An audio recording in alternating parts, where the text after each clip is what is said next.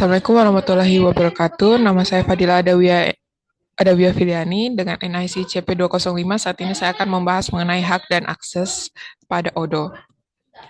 Langsung saja untuk materi pertama, apa sih hak dan akses itu? Hak dan akses dalam ODO berfungsi untuk mengontrol apa yang dapat dilihat dan dilakukan oleh pengguna dalam sistem. Ini penting untuk memastikan bahwa pengguna hanya memiliki akses ke informasi dan fungsi yang relevan dengan peran dan tanggung jawab mereka. Dalam menentukan hak dan akses seseorang, kita dapat mengaturnya dengan membuatkan security matrix. Berikut adalah contoh untuk mengatur security matrix. Di sini di PT XYZ, Siva menjabat sebagai website manager, bertanggung jawab untuk memastikan situs web berfungsi dengan baik dan menarik bagi pengunjung. Dia mengelola konten, desain, dan teknologi yang digunakan untuk memberikan pengalaman penggunaan yang optimal. Fani sebagai website staff mendukung Siva dengan memperbarui informasinya di situs dan melakukan pemeliharaan rutin. Sementara itu, Andi dan Eko di tim penjualan, Andi sebagai sales manager memimpin untuk mencapai target dan merancang strategi pertumbuhan bisnis, dan Eko sebagai sales staff mendukung Andi untuk berinteraksi langsung dengan pelanggan, menawarkan solusi produk, dan menjaga hubungan baik untuk mencapai tujuan penjualan. Di sisi lain, Budi bertanggung jawab sebagai purchase manager untuk mengelola seluruh pembelian, mulai dari mencari pemasok hingga memastikan kualitas barang yang dibeli. Jadi, sebagai purchase staff membantu Budi untuk menjalankan proses pembelian harian dan menjaga komunikasi dengan pemasok. Dan ada juga sisi sebagai manajer inventory. Lalu, apa sih itu security matrix? Security matrix yaitu mengatur hak akses masing-masing karyawan sesuai dengan peran dan tanggung jawab mereka untuk memastikan data dan informasi perusahaan tetap aman dan terkelola dengan baik. Security matrix ini akan mencakup hak akses untuk membaca, membuat, mengedit, dan menghapus data di berbagai modul yang relevan, sehingga setiap karyawan dapat menjalankan tugas mereka dengan efektif sambil menjaga integritas dan keamanan informasi perusahaan. Langsung saja, berikut adalah tabel security matrix. Di sini bisa dilihat ada berbagai role. Pertama itu website manager, di mana website manager dapat melihat modul sales dan modul purchase dan bisa membuat, membaca, mengupdate, dan mendelete modul website. Sedangkan staff website bisa melihat modul penjualan dan modul pembelian dan dapat membuat dan mengupdate, membuat dan membaca modul website. Lalu ada sales manager, di mana sales manager dapat membuat, membaca, mengupdate, dan mendelete modul sales dan dapat membaca website dan membaca inventory. Lalu ada sales staff, di mana dapat melihat dan dapat membuat dan membaca modul penjualan dan membaca modul website dan inventory. Lalu ada purchase manager, di mana bisa membuat, membaca, mengupdate, dan mendelete modul pembelian, modul website dan inventory dapat dibaca, dan sebagainya. Lalu di sini ada peran atau apa sih yang bisa diakses oleh user oleh pengguna dan juga administrator di bagian side menu, di modul website, modul e-commerce, bagian reporting, di mana aspek-aspeknya itu pertama laporan pengunjung, laporan penjualan, laporan konversi laporan pengunjung dan laporan penjualan yang dapat dilihat oleh pengguna dan administrator, lalu konversi, kampanye pemasaran, dan laporan kinerja SEO tidak dapat dilihat oleh pengguna namun dapat dilihat oleh administrator, lalu feedback pelanggan dan laporan aktivitas, di mana laporan feedback pelanggan bisa dilihat dan oleh pengguna dan tidak bisa dilihat dan bisa dilihat oleh administrator. Sedangkan laporan aktivitas pengguna tidak bisa dilihat oleh pengguna dan dapat dilihat oleh administrator. Lalu di dalam set menu reporting ada menu penjualan online, di mana aspek-aspek yang dapat ditawarkan yaitu laporan penjualan, laporan pembayaran, laporan konversi, laporan produk terlaris, laporan aktivitas pengguna, dan laporan penjualan berdasarkan channel, yang di mana administrator dapat melihat semua laporan tersebut, namun pengguna terbatas, di mana pengguna tidak dapat mengakses laporan konversi, laporan aktivitas pengguna, dan laporan penjualan berdasarkan channel. Lalu di set menu reporting juga ada page view, di mana administrator dapat melihat seluruh laporan jumlah pengunjung, halaman paling populer, durasi kunjungan, sumber traffic, bounce rate, aktivitas halaman, dan laporan umpan balik pengguna. Di mana pengguna sendiri tidak dapat melihat semua laporan tersebut dan hanya dapat melihat laporan pengunjung dan laporan halaman paling populer dan laporan umpan balik pengguna. Lalu langsung saja untuk prakteknya, di sini kita masuk pada halaman website Odoo.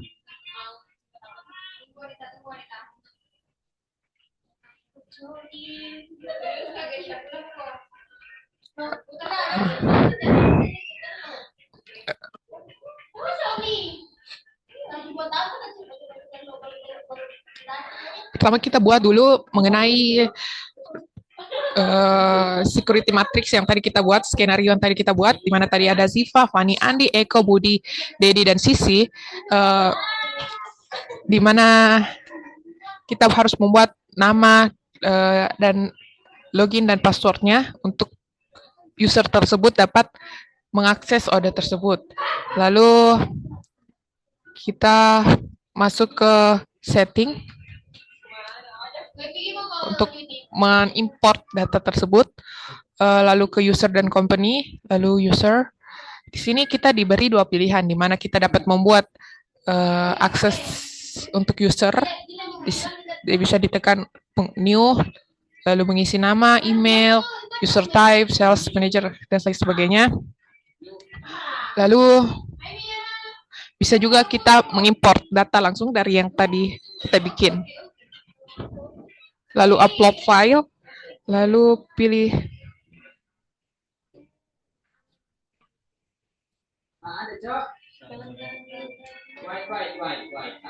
Wait, not white, white putih. Yeah, Mr. P. Lalu kita tunggu. Lalu akan muncul seperti ini.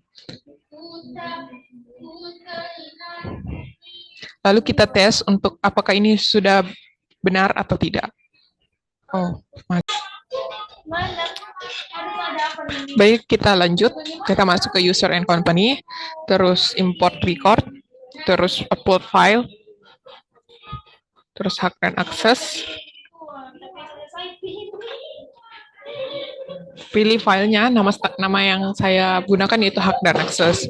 Nah, kalian bisa lihat di sini sudah tercantum nama, login, password. Lalu kalian bisa tes. Jika sudah muncul seperti ini, berarti data tersebut sudah valid. Tadi kita mendapatkan masalah, muncul halaman yang tidak, muncul tes yang tidak valid. Mengapa hal itu terjadi? Karena di sini pertama kita menaruh tabel di tengah. Itu menyebabkan namanya tidak terbaca. Lalu kedua, kita menggunakan bahasa yang salah. Kita harus menggunakan bahasa yang digunakan oleh Odoo kita. Misalnya di sini saya menggunakan bahasa Inggris, jadi harus menggunakan bahasa Inggris di name, login, dan password. Jika salah satu misalnya di nama kalian menulis nama sedangkan program kalian itu bahasa Inggris, maka tidak akan terbaca, maka akan invalid. Jadi kalian harus sesuaikan dengan bahasa yang kalian gunakan di dalam Odoo kalian. Lalu kalau sudah seperti ini, berarti kita bisa import data kita.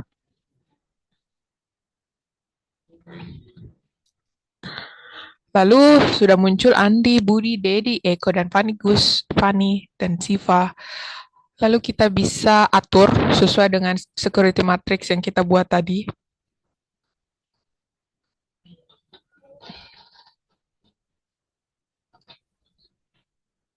Di sini, Ziva tadi berperan sebagai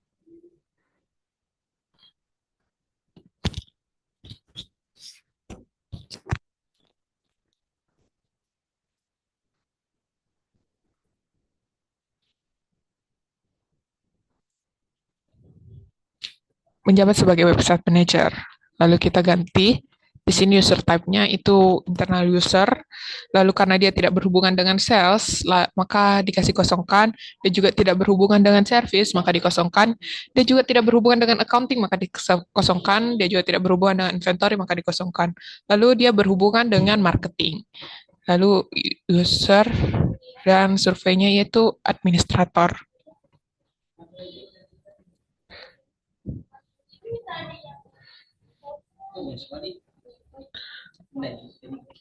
Lalu dia tidak berhubungan dengan human research, maka dikosongkan. Lalu kita bisa lihat di sini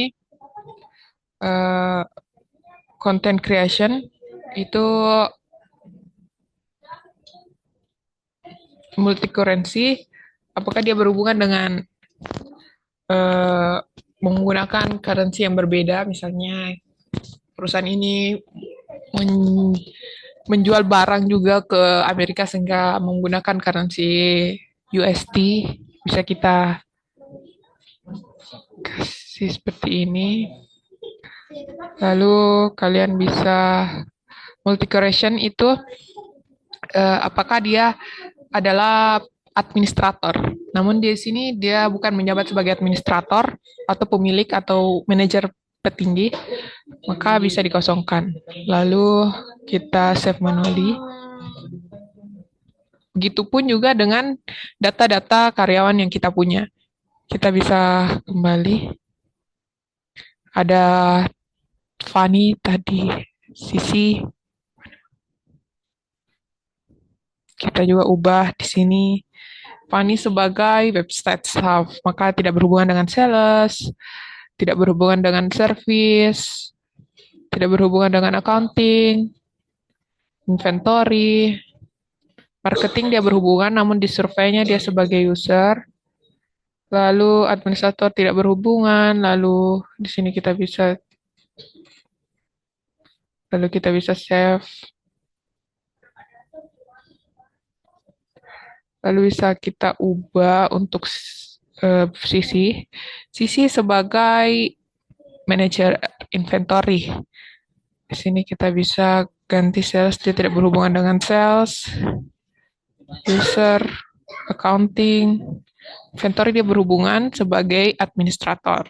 Lalu marketing juga dia tidak berhubungan.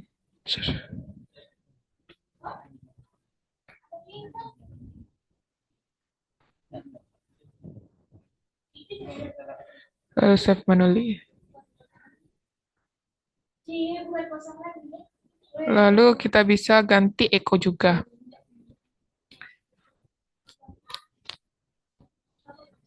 Eko sebagai tim penjualan, yaitu sales staff. Maka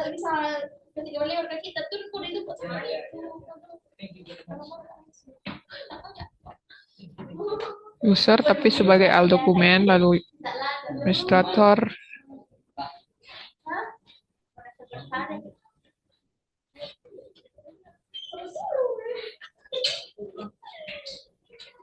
Sales karena dia bisa jadi berhubungan dengan konten, tidak berhubungan dengan penjualan, di mana bisa menjual dengan mata uang yang berbeda, maka kita checklist multi currency. Lalu ada Budi. Budi sebagai purchase manager, maka kita ganti sebagai purchase manager.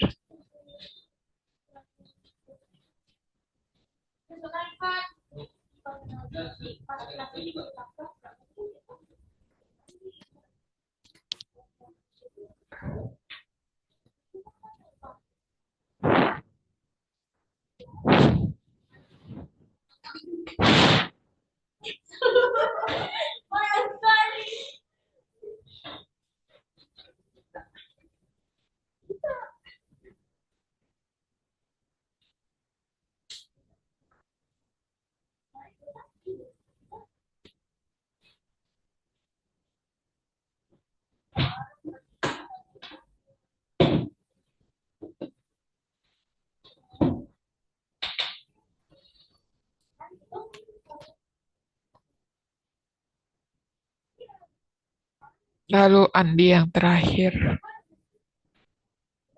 Andi sebagai sales manager. Oleh karena itu, dia sebagai administrator.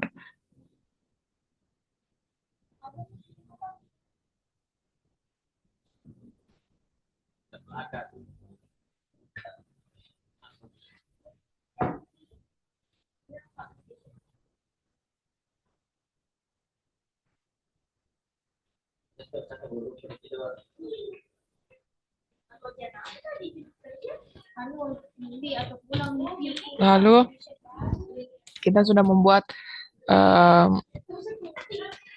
sudah mengaturnya, lalu kita bisa log out untuk di sini untuk mengkonekkan salah satu user ini. Di sini never connected, lalu kita bisa log out. Lalu masuk ke email tadi.